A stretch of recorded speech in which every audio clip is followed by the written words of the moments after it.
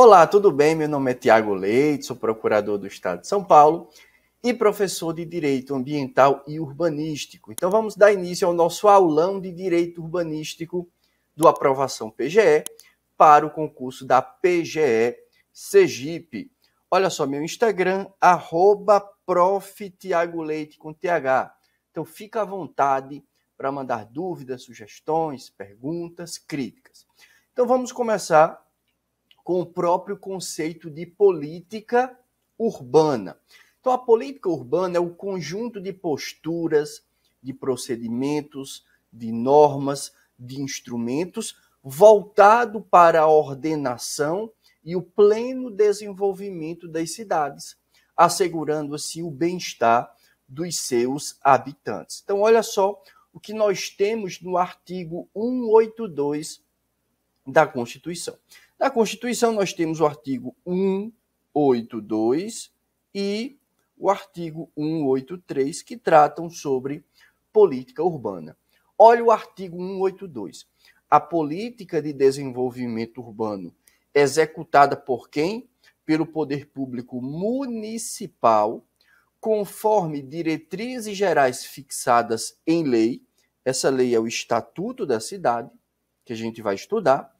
Tem por objetivo ordenar o pleno desenvolvimento das funções sociais da cidade e garantir o bem-estar dos seus habitantes. Então, nós temos esse contexto da política urbana.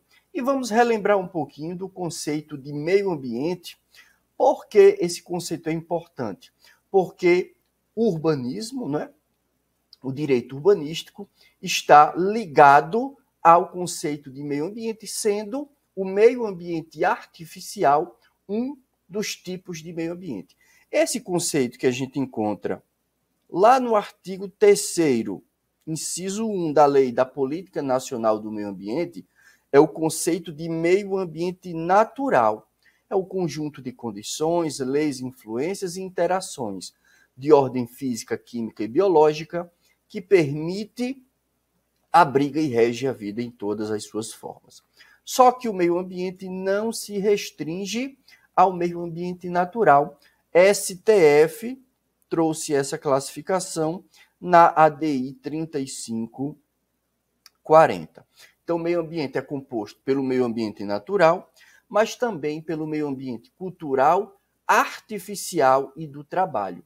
E o direito urbanístico entra exatamente aqui, no direito no meio ambiente artificial, já que é o conjunto das intervenções do homem.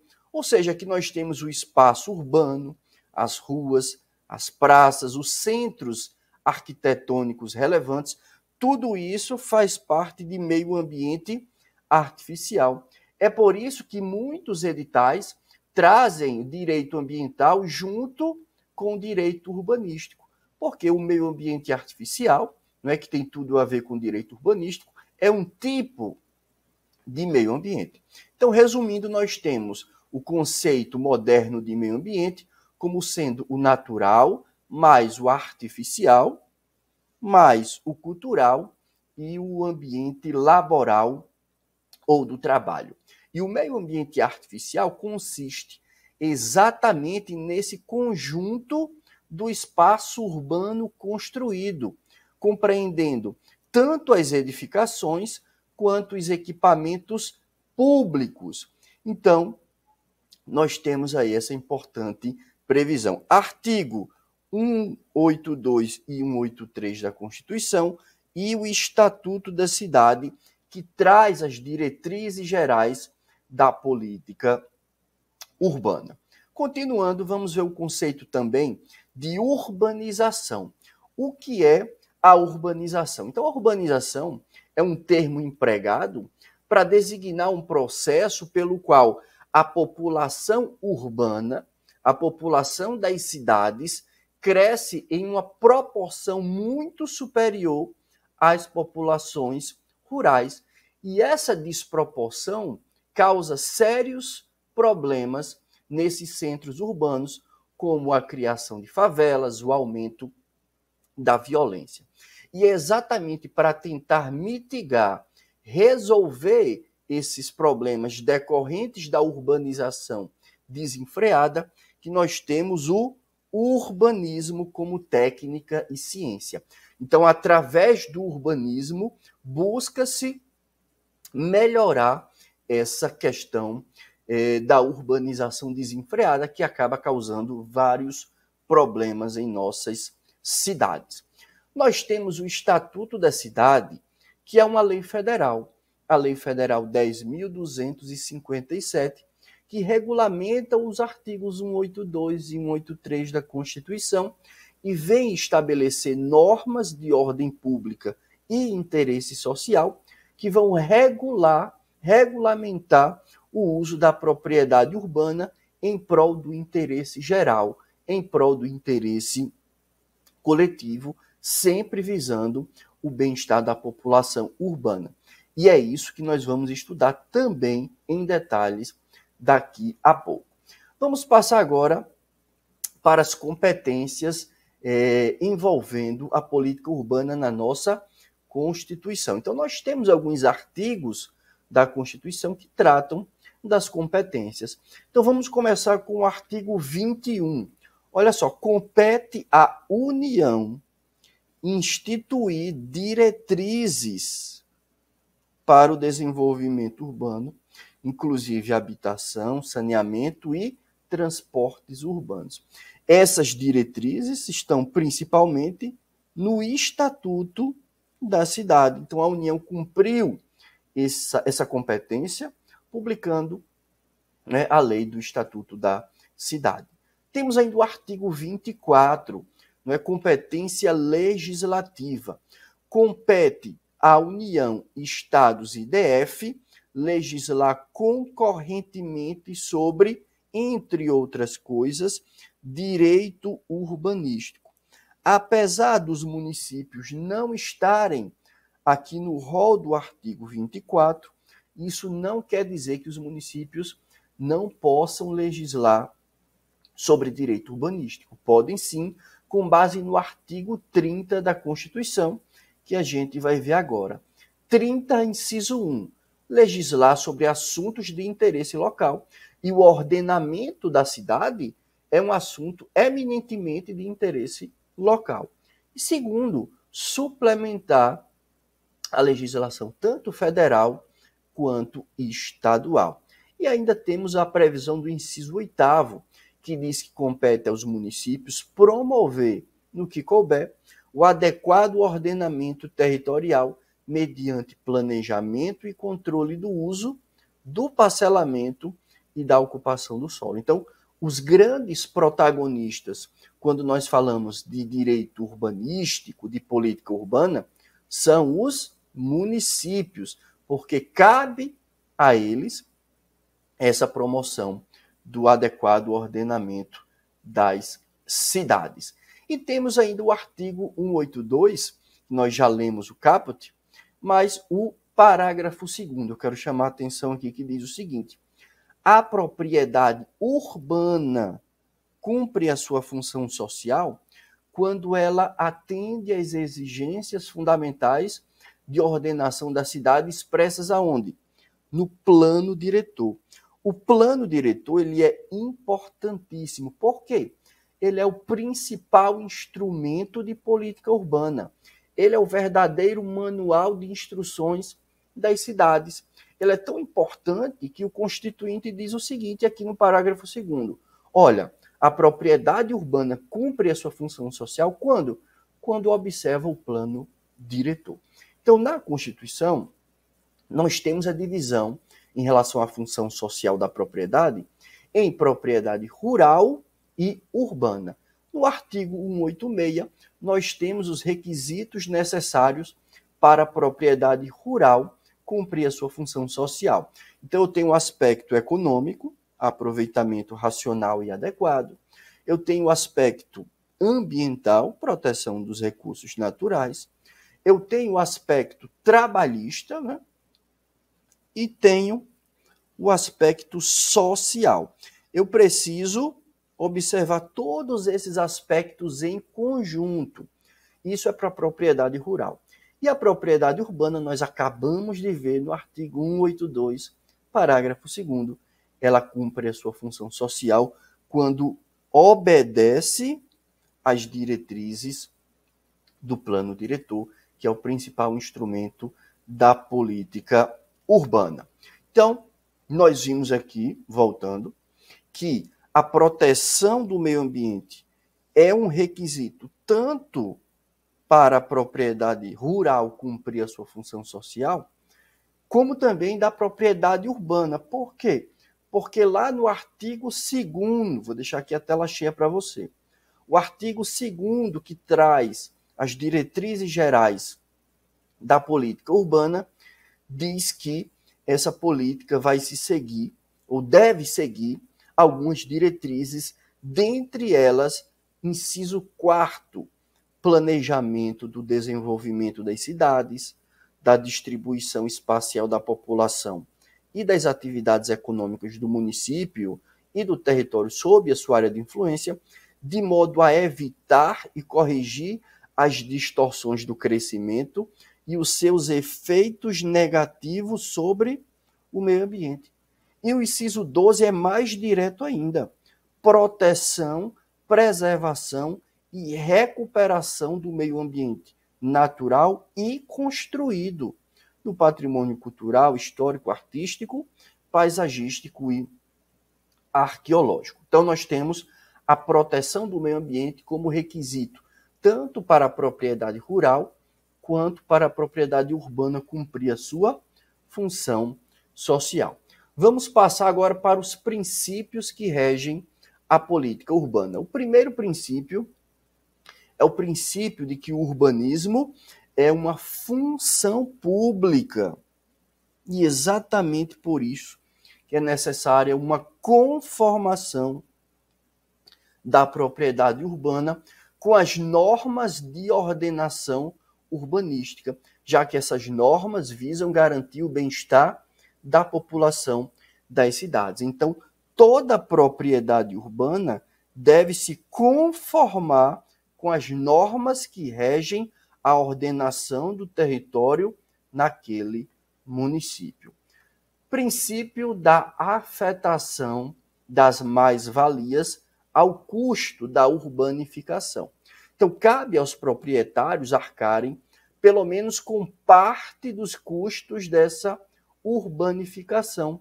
Claro, dentro dos limites dos benefícios dela decorrentes. É o que nós percebemos lá no artigo 2º, inciso 11, do Estatuto da Cidade.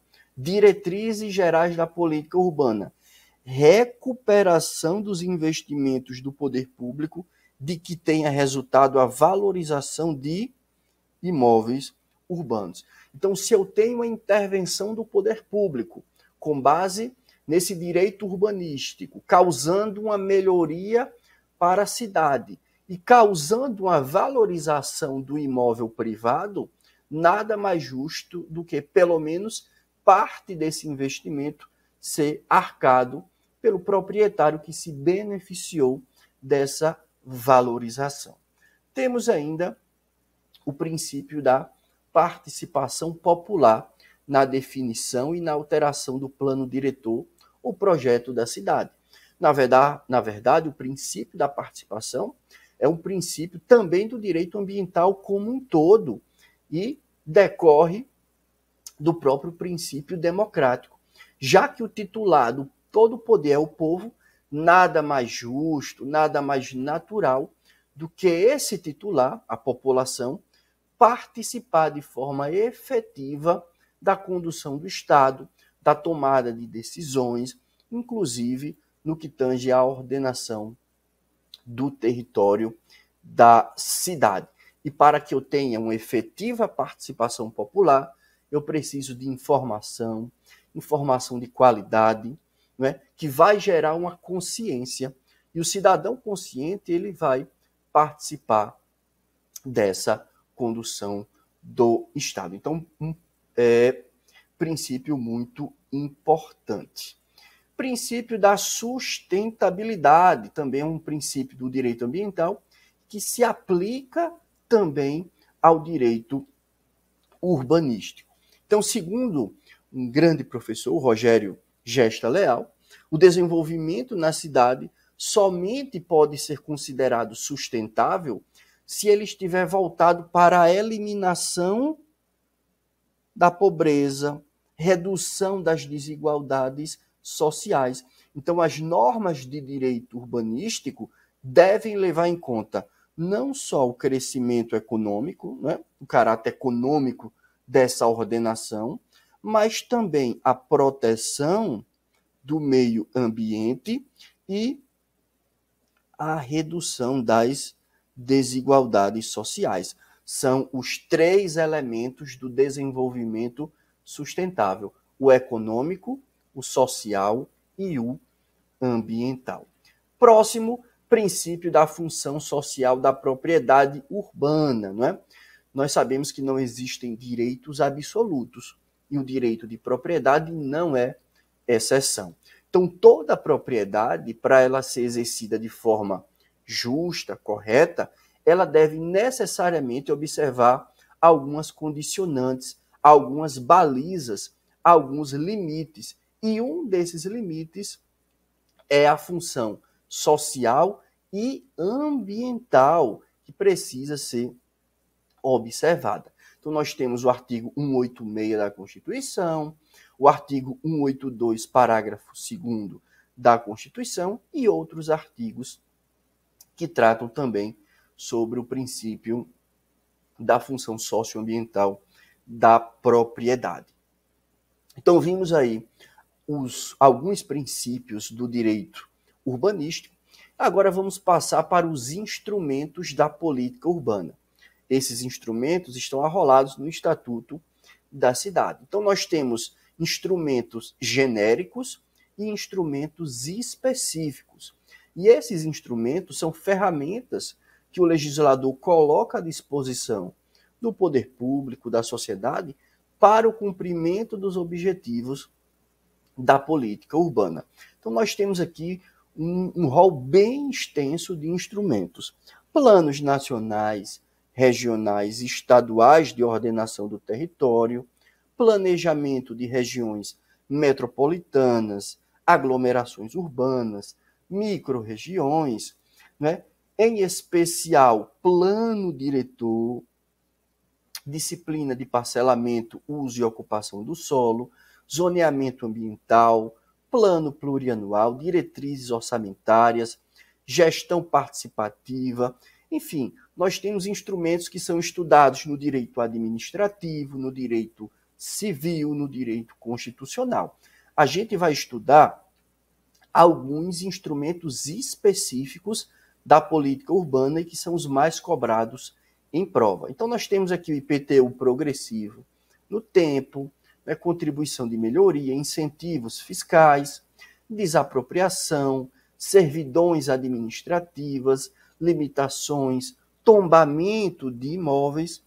Temos uma lista bem grande. Concessão de direito real de uso, né, uso capião, direito de superfície, direito de preempção e outorga onerosa. Então, vamos estudar os instrumentos específicos e mais cobrados da política urbana. Vamos começar com o parcelamento, edificação ou utilização compulsórios. Então, o que é?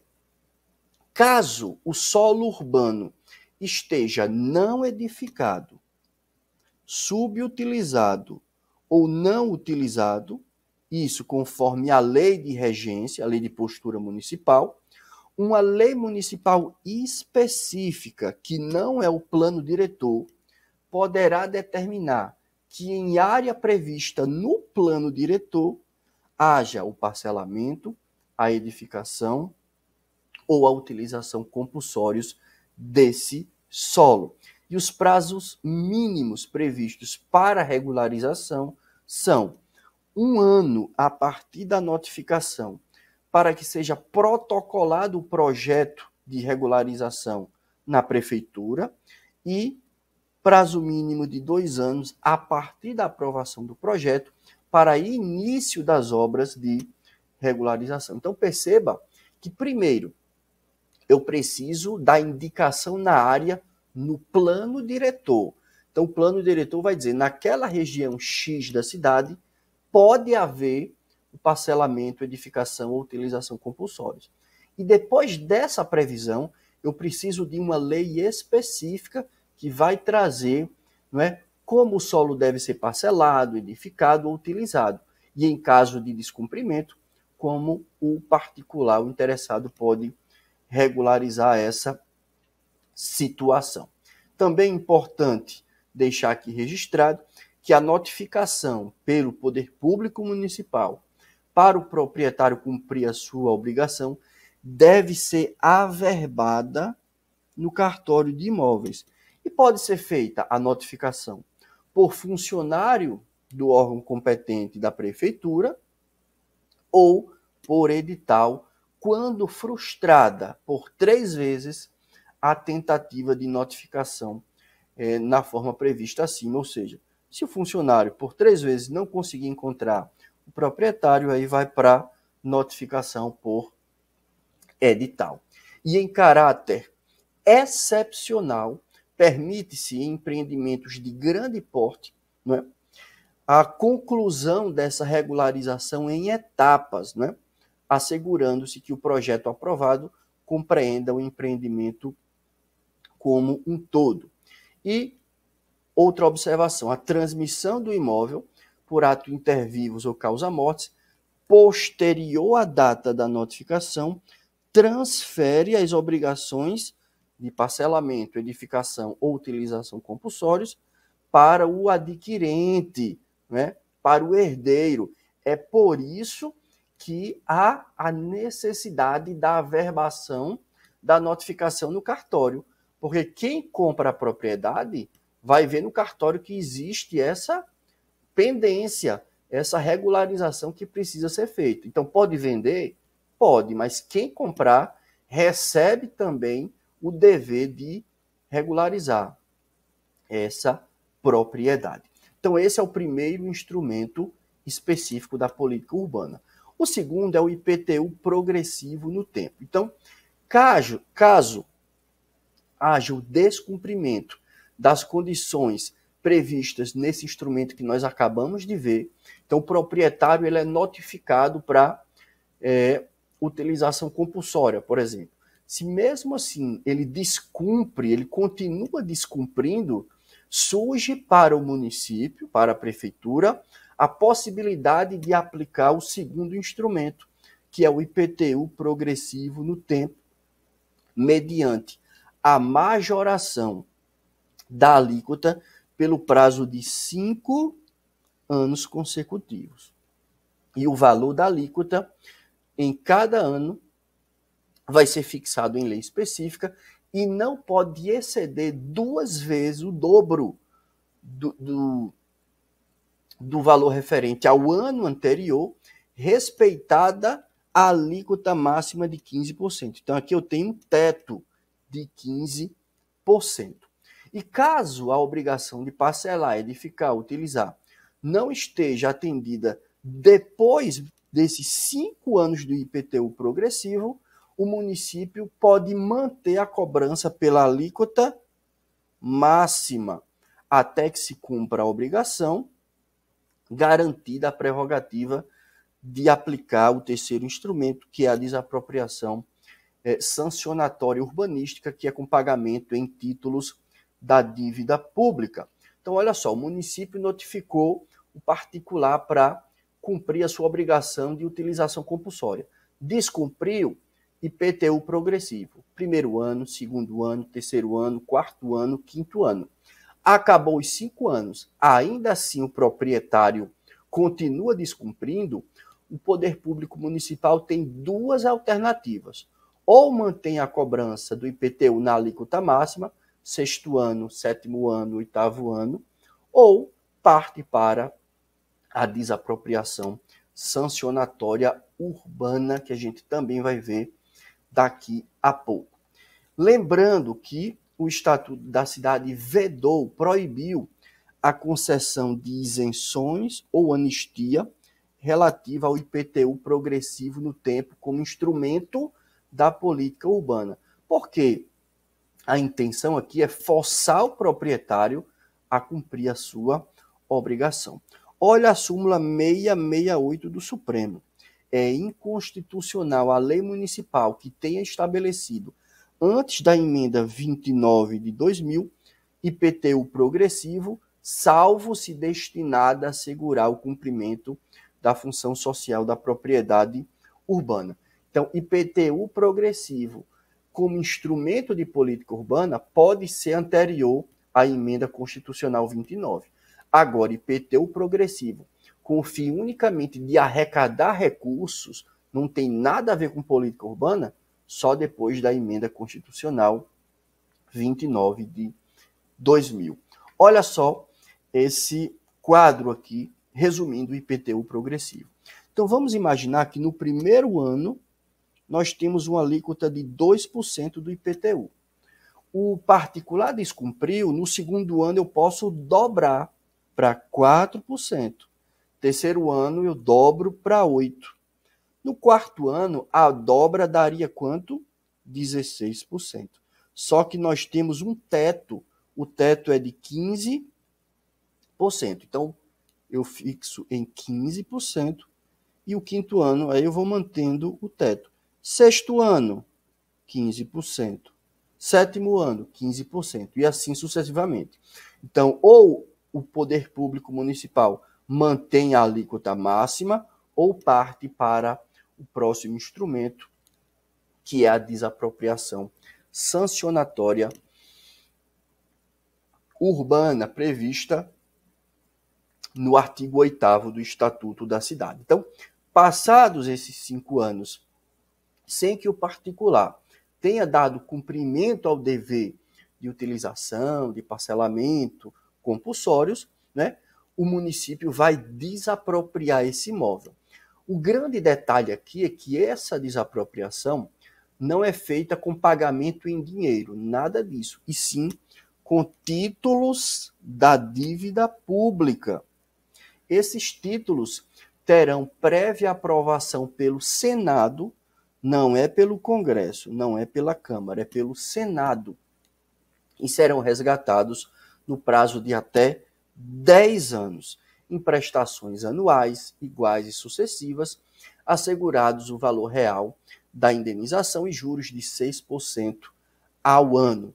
E depois que o município desapropria, então essa propriedade agora é do município.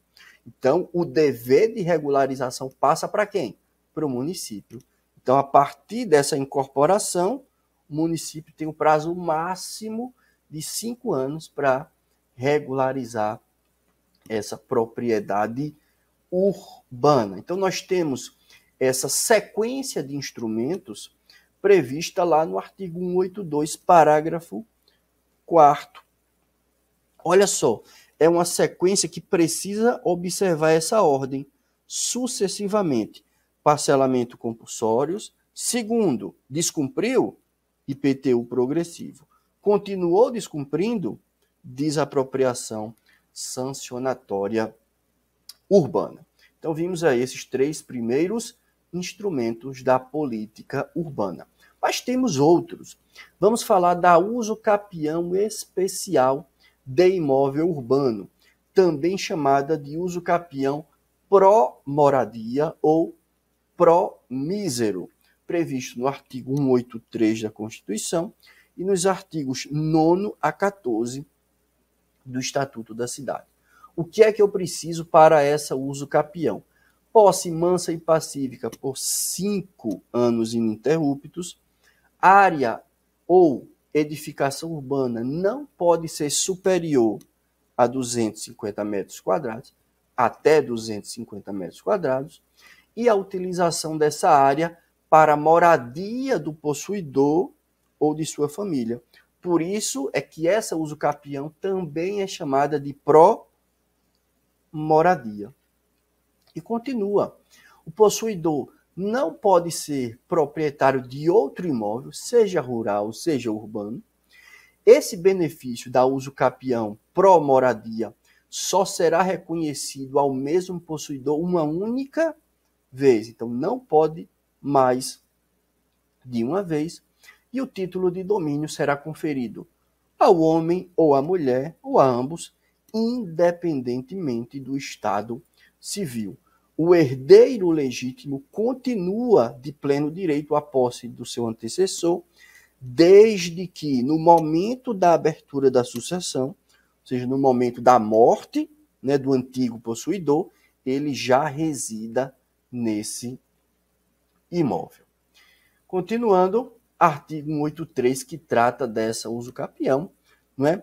O caput traz os requisitos que nós já acabamos de falar, não é? O parágrafo 1º, que pode ser o homem ou a mulher, parágrafo 2º, apenas uma vez, e importante, parágrafo 3º, imóveis públicos não serão adquiridos por uso capião. Importante. Então, serve apenas para imóveis privados. Para imóveis públicos, nós temos um outro instrumento, não é, que é a concessão de direito real de uso, que não transfere a propriedade.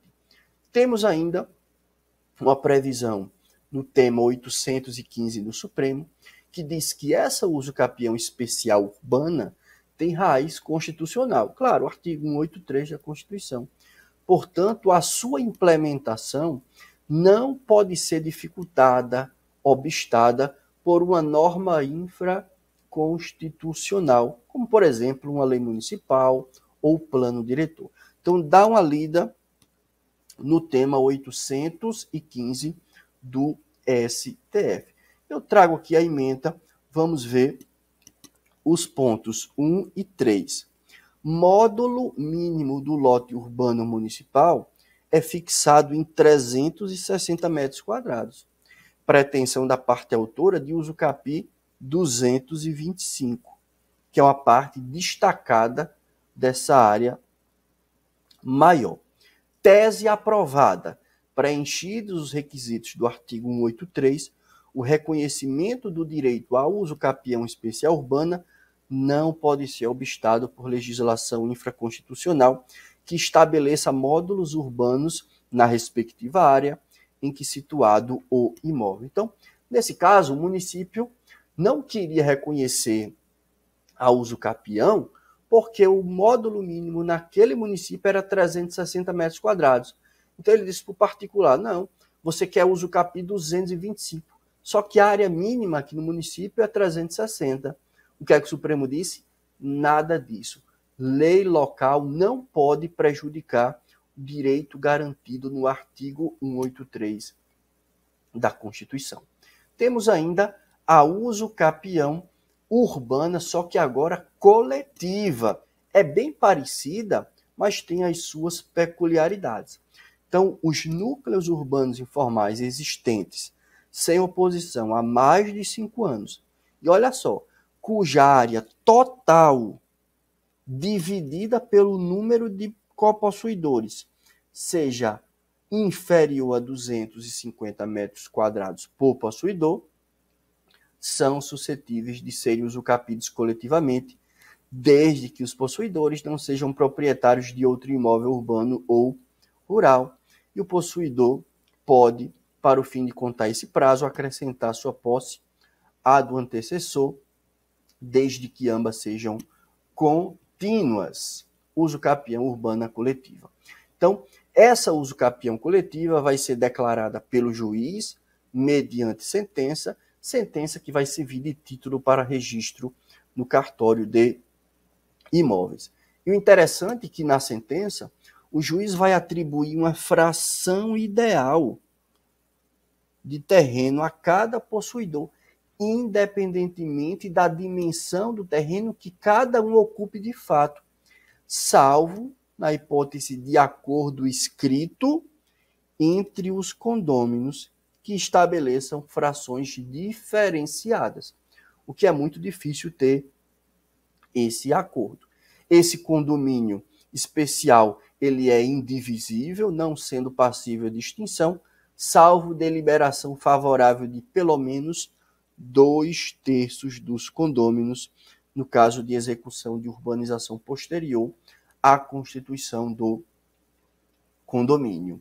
E continua. na pendência da ação de uso capião especial urbana, ficarão paralisadas, sobrestadas outras ações petitórias ou possessórias que venham a incidir sobre esse imóvel. E na ação de uso capião especial urbana, é obrigatória a intervenção do MP, né? Ele vai atuar como custos legis.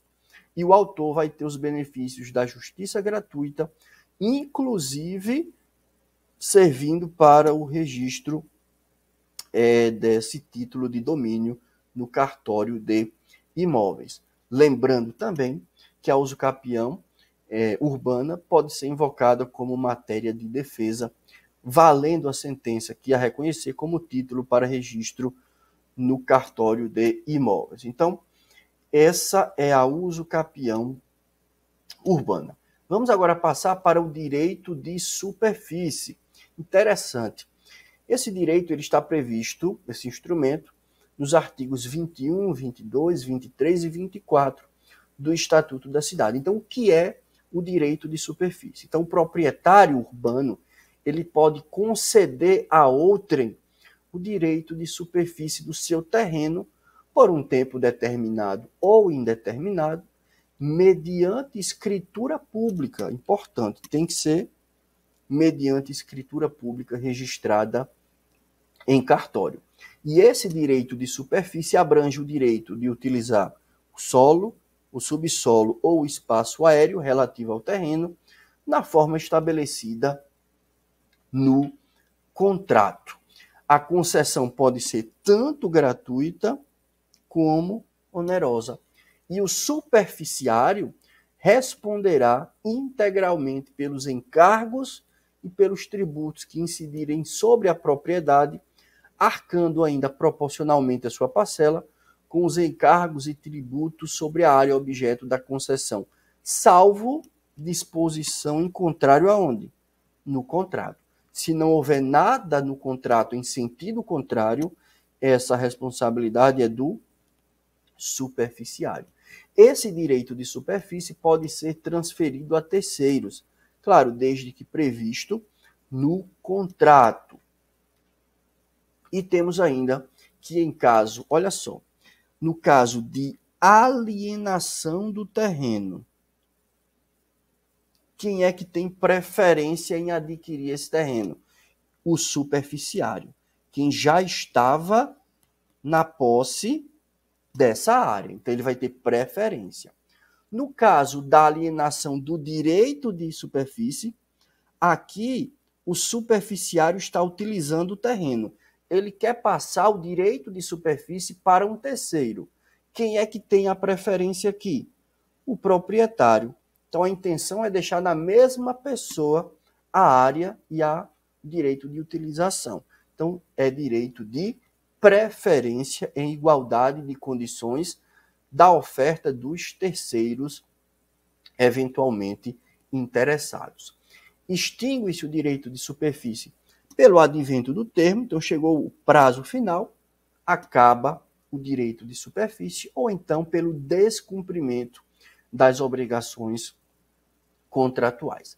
Extinto o direito de superfície, o proprietário recupera o pleno domínio do terreno, bem como as acessões e benfeitorias, independente de indenização, salvo se houver estipulação em contrário no contrato. Antes do termo final do contrato, extingue-se o direito de propriedade se o superficiário, quem está utilizando a área, der ao terreno uma destinação diversa daquela para a qual foi concedida. E a extinção do direito de superfície também vai ser averbada no cartório de imóveis. Lembrando que o direito de superfície ele pode ser transmitido por causa mortis. Transmitido, mas ele não pode ser instituído. Depois dê uma lida no agravo em recurso especial, 1.173.074 do STJ. E atenção, o direito de superfície é um direito real, né? Está lá no rol do artigo 1225 do Código Civil, e nós podemos notar que no direito de superfície não há uma relação de subordinação entre o proprietário e o superficiário. Nós temos dois direitos autônomos, um é o direito de propriedade e outro o direito de superfície. Então, os termos do contrato devem ser observados. Então, finalizamos aqui direito de superfície. Vamos passar para o direito de preempção. Não é? Está regulamentado no artigo 25, 26 e 27 do Estatuto da Cidade. O que é o direito de preempção? Muito simples. Esse direito ele confere ao poder público municipal preferência para adquirir imóveis urbanos objeto de alienação onerosa entre particulares. Então, o proprietário A vai vender o seu lote, o seu terreno na cidade para o B, interessado. Então, se essa área está localizada, né, está prevista na legislação como objeto da incidência do direito de preempção, o município vai ter a preferência para comprar essa área nas mesmas condições da oferta do terceiro interessado.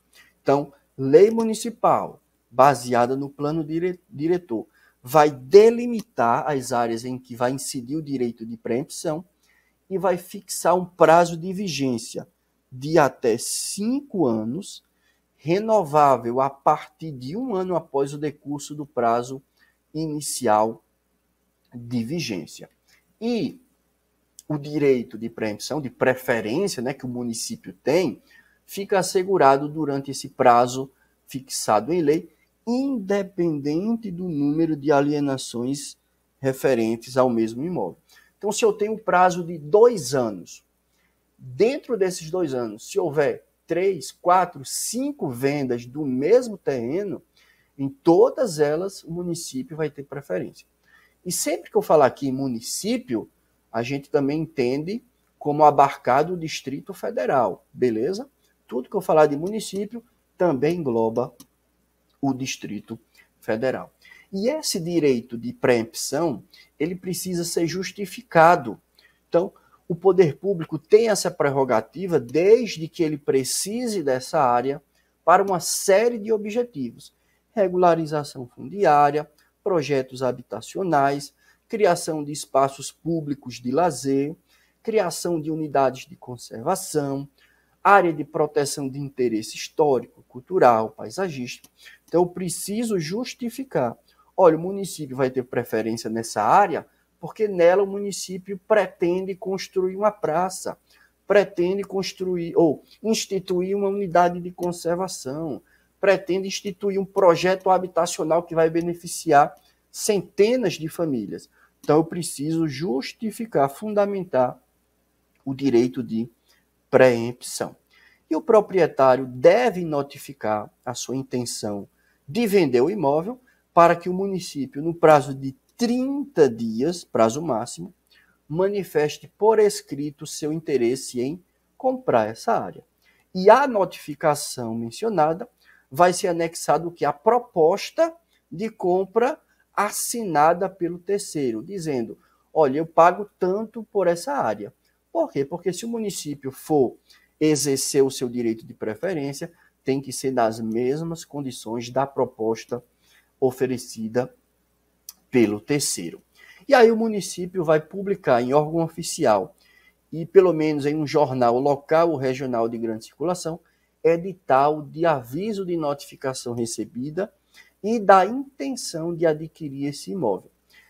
Transcorrido esse prazo, sem manifestação, 30 dias, e o município não falou nada para o particular, aí o proprietário está livre, está autorizado a realizar a venda, a alienação para terceiros, desde que seja nas condições da proposta apresentada ao município. Então, concretizada essa venda, o proprietário tem a obrigação de apresentar ao município, também no prazo de 30 dias, cópia do instrumento público da alienação do imóvel. E essa alienação, se ela for processada em condições diversas daquela informada lá para o município, ela vai ser nula de pleno direito. E nesse caso, o município pode adquirir o imóvel ou pelo valor de base de cálculo do IPTU ou pelo valor indicado na proposta. O que for menor é uma punição para aquele que tentou enganar o município. Então, esse é o direito de preempção ou preferência. Temos ainda o direito de outorga, a outorga onerosa do direito de construir e de alterar o uso do solo.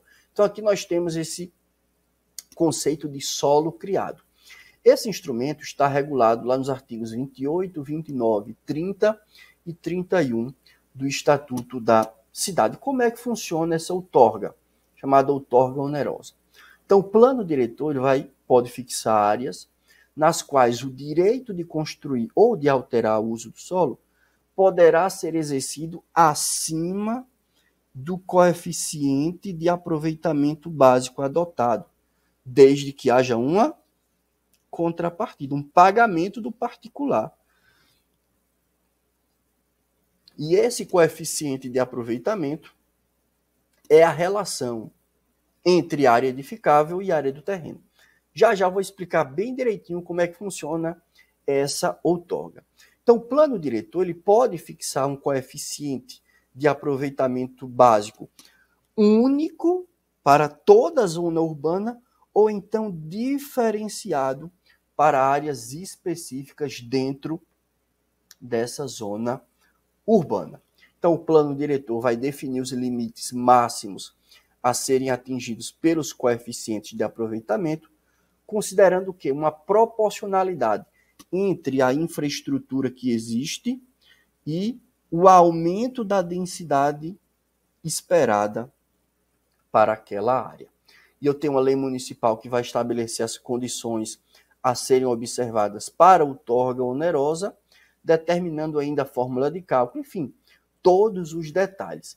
E os recursos, olha só, os recursos auferidos com essa outorga onerosa deverão ser aplicados nesses objetivos: regularização fundiária, projetos habitacionais, constituição de reserva fundiária, criação de espaços públicos de lazer, áreas verdes, criação de unidades de conservação, as mesmas hipóteses lá do direito de preempção.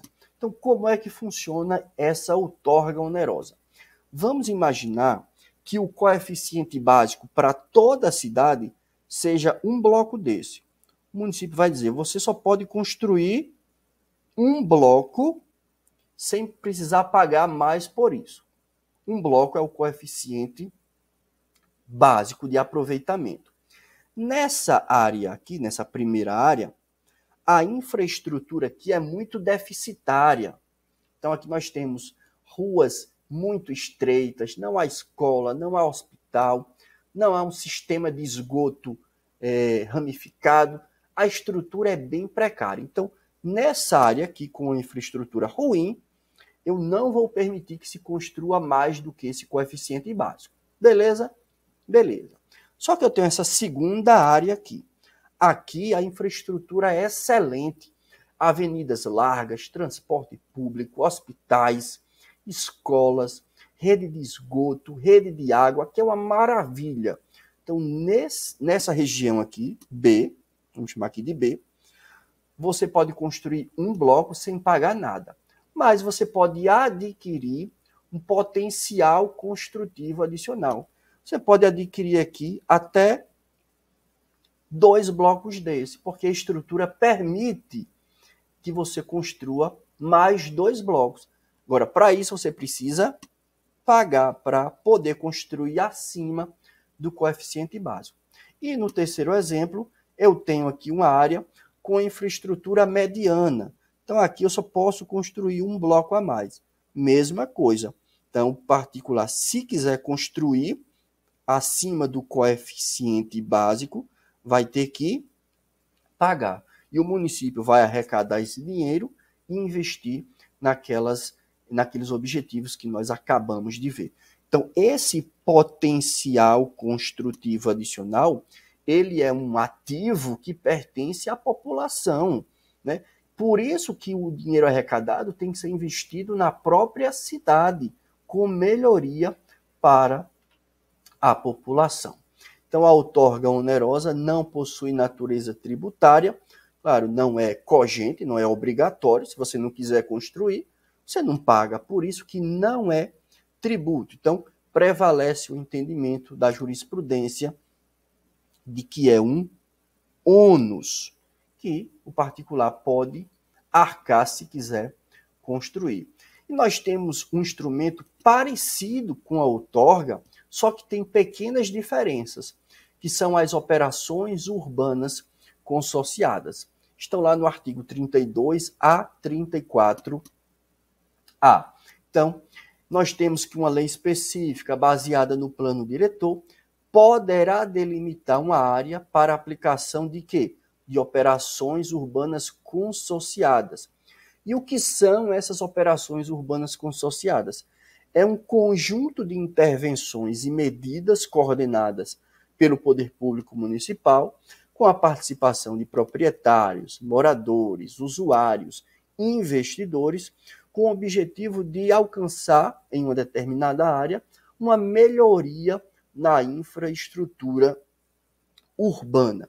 E a legislação específica instituindo as operações urbanas consorciadas tem o poder de anular as licenças a cargo do poder público municipal que estejam em desacordo. Também vamos explicar em detalhes como funciona ou como funcionam essas operações urbanas consorciadas. Então, eu tenho uma lei específica, né, que vai aprovar a operação urbana consorciada e vai prever a emissão de CEPACs. O que são CEPACs? São certificados de potencial adicional de construção, e esses CEPACs serão alienados em leilão ou utilizados diretamente no pagamento das obras necessárias à própria operação. Esses certificados serão livremente negociáveis, mas podem ser conversíveis em direito de construir unicamente na área objeto da operação. Então, essa é uma das características da operação urbana consorciada. Esse direito de construir não pode ser utilizado em outra área, apenas na área objeto da operação. E apresentado o pedido de licença para construir, o certificado do potencial adicional será utilizado no pagamento da área de construção que supere os padrões estabelecidos pela legislação. Então vamos lá na prática ver como é que funciona ou funcionam essas operações urbanas consorciadas. Então, aqui. A prefeitura, né, o poder público municipal, vai definir uma área que precisa de melhorias urbanísticas. Precisa da construção de viadutos ou de praças, enfim, alguma melhoria, uma intervenção necessária. Vai estimar o custo. Então, eu vou precisar aqui de 10 milhões para fazer essa melhoria. Então, com base nesse custo, ele vai emitir o que? As CEPACs. Então, com base nessas CEPACs, o município vai negociar em leilão ou através da negociação do direito de construir aquele potencial adicional. Então, ele já pega esse dinheiro e vai construir as melhorias. Esses recursos necessariamente devem ser investidos na área que justificou a sua criação. Então, quem adquire essas CEPACs, né, o particular, ele vai pagar por isso. Então, ele vai ter o direito de quê?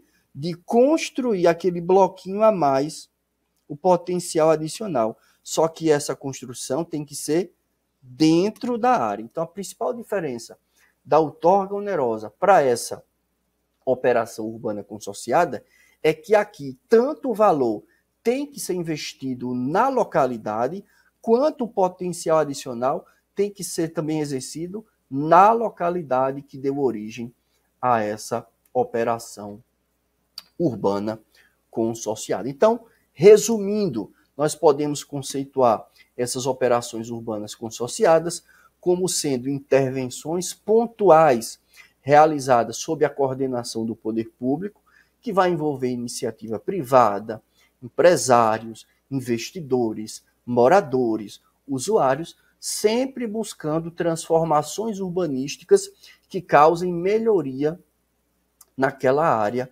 melhoria para a população. Então, fechamos aqui essa operação urbana consorciada. Transferência do direito de construir também é um instrumento específico previsto lá no artigo 35 do Estatuto da Cidade.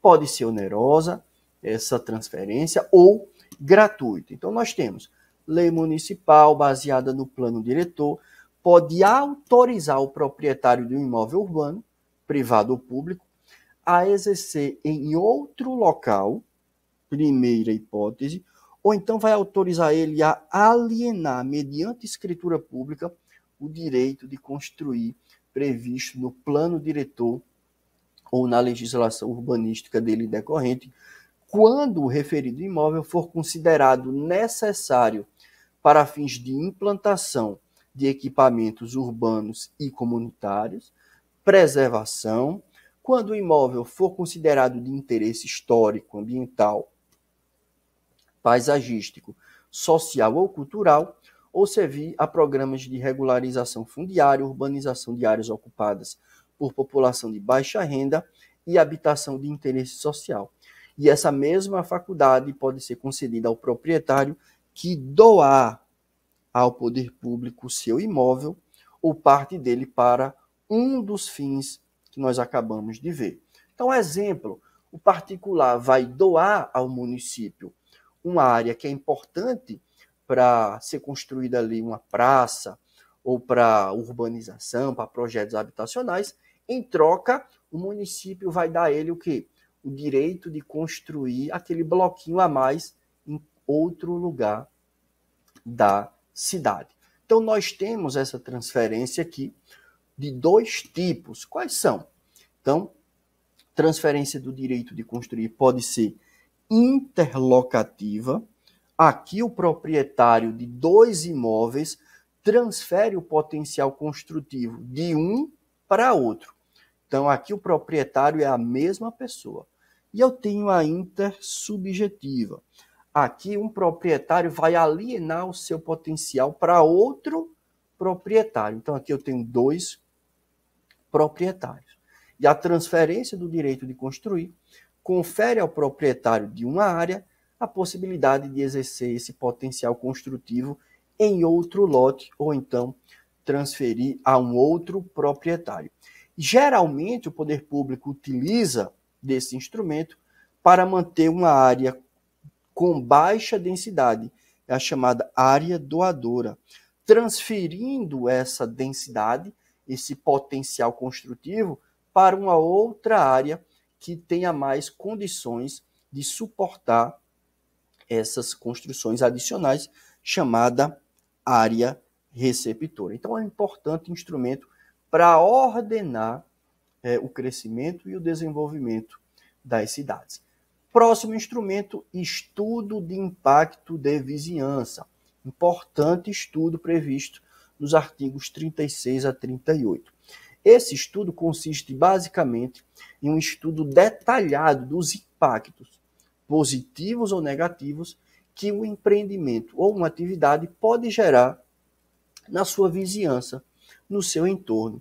Então, uma vez conhecidos esses impactos, são traçadas as diretrizes, as condicionantes, né, que devem ser observadas pelo proprietário para mitigar esses efeitos negativos, causando uma melhoria no bem-estar daquela comunidade. Então, é um instrumento acautelatório, preventivo, prévio, que visa evitar maiores danos.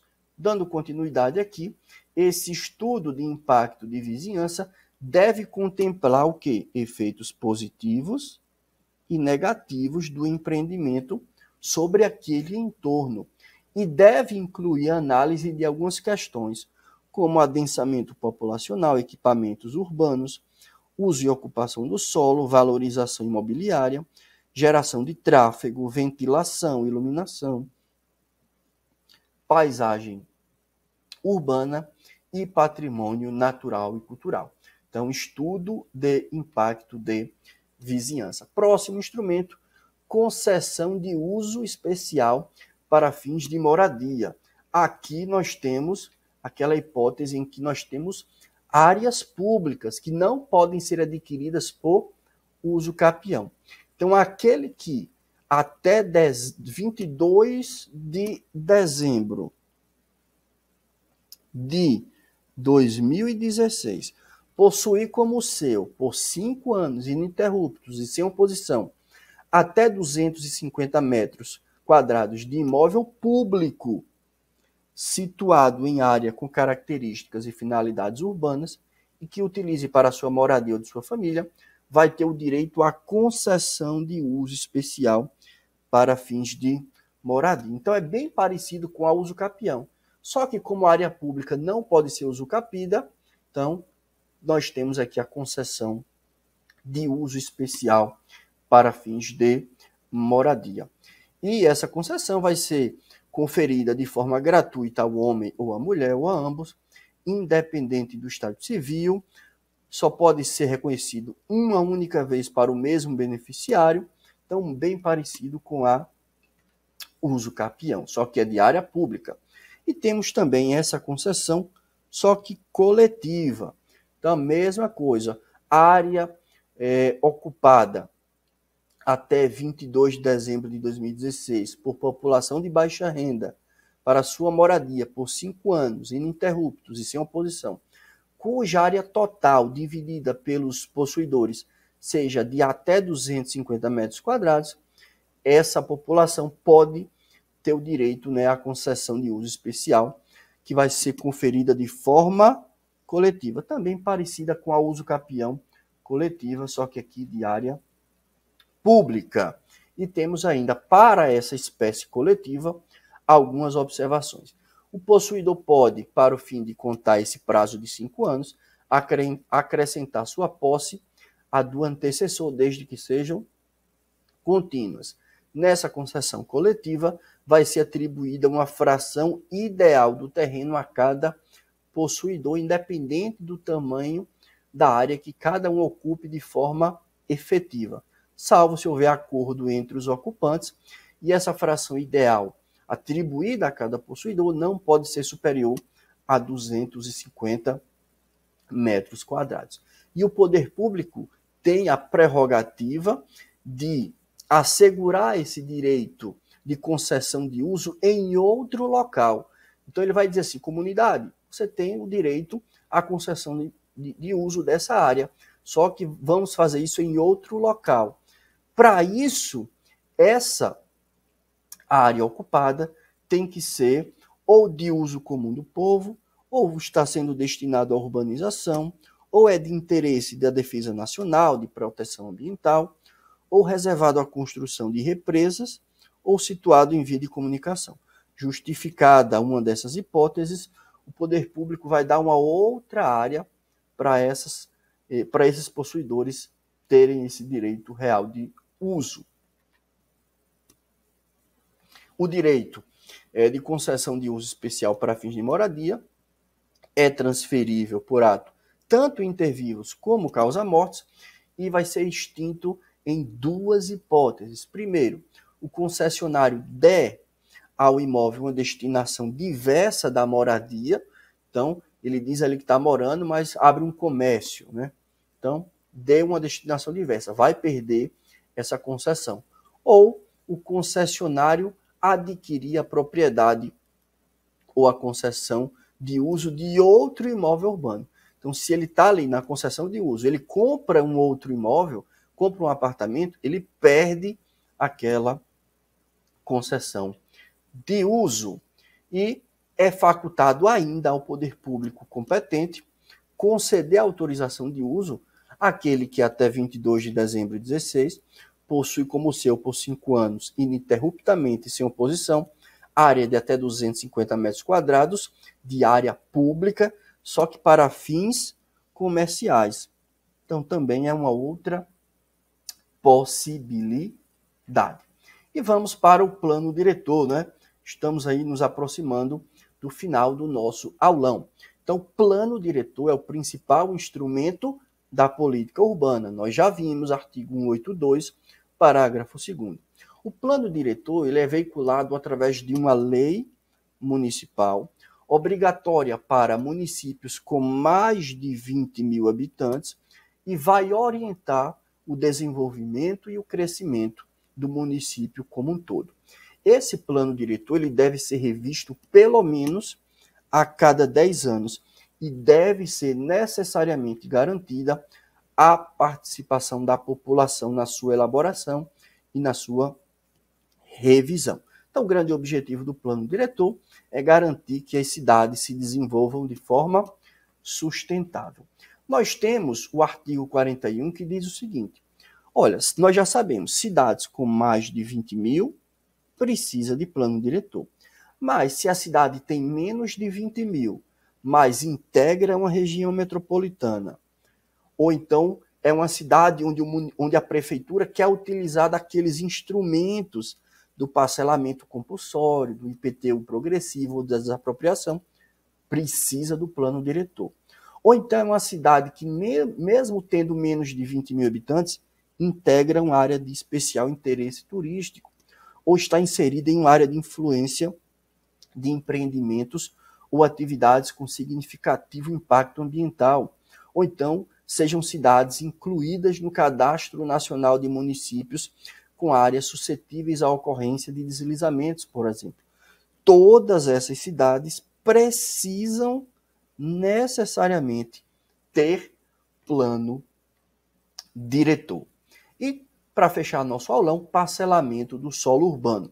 Então, a competência para o parcelamento, para a disciplina, né, do solo urbano, nós já vimos, pertence aos municípios. Artigo 30, inciso 8º.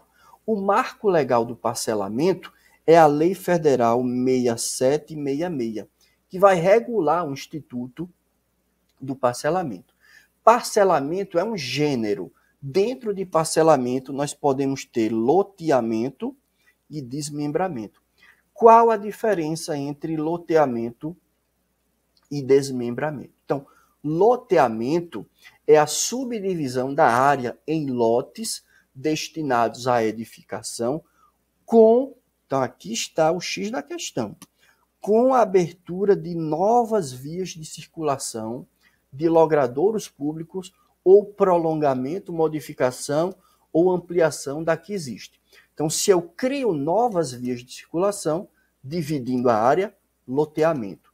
Diferente do desmembramento. O desmembramento é a subdivisão da área, mas com o aproveitamento do sistema viário que já existe. Então, eu não posso ter a abertura de novas vias, de novos logradouros públicos, nem prolongamento, nem modificação, nem ampliação. Tem que aproveitar o que já existe. Então, se eu divido aproveitando o que já existe, desmembramento. Se eu crio novas vias, nós temos o loteamento. E para finalizar, nós temos algumas áreas onde não é permitido o parcelamento do solo, artigo 3º.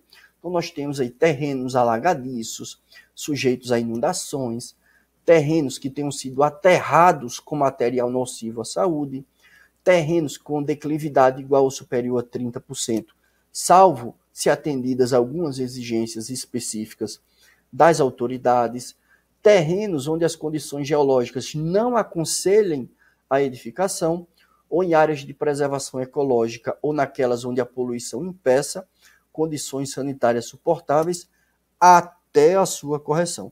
Nessas áreas aqui, fica vedado o parcelamento do solo urbano. Então, chegamos ao final do nosso aulão de Direito Urbanístico. Quero desejar a você boa sorte nos estudos e até uma próxima.